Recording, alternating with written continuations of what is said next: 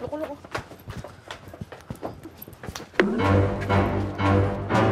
Ikaw ba nananadya ka, ha? Ano ba problema mo?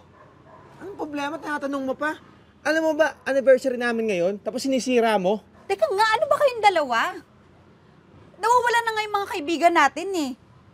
Kailangan natin muna mahanap si Jobert. Di ba cellphone ni Jobert yun?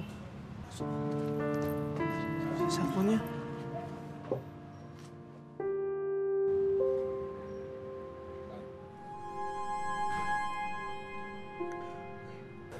Alam mo, dapat siguro umalis na tayo dito eh. Wala na tayo ibang mapupuntahan. Malaki na yung susunod na bayan dito. Tama si Kyle.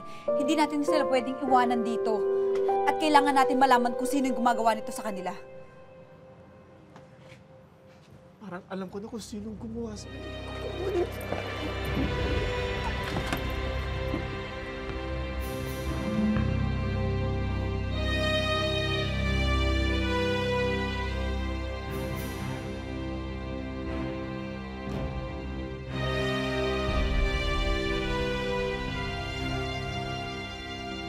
Kahit pa kinakabahan na ako, Diruge, minabuti namin na alamin kung ano ang ginagawa ni Mang Berting. Ha? Teka na! Punta! Uy!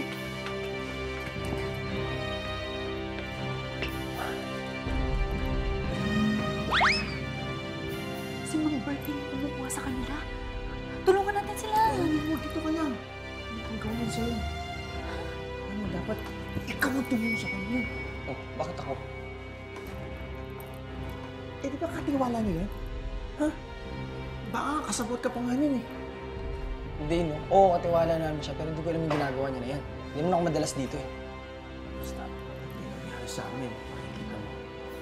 Makikita ang alin. Ito! Uy! Ano ba? Kiniinit lang ba? Ano, mahuli tayo dito ng... Ganda pala kayo!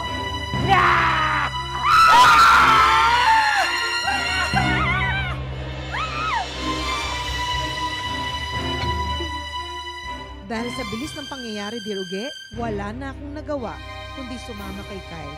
Ang hindi ko alam,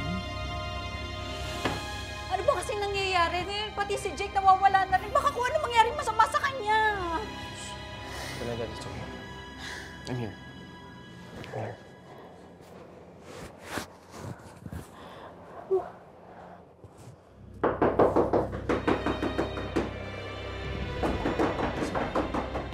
Sandali.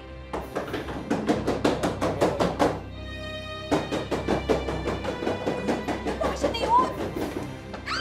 Surprise! Happy anniversary!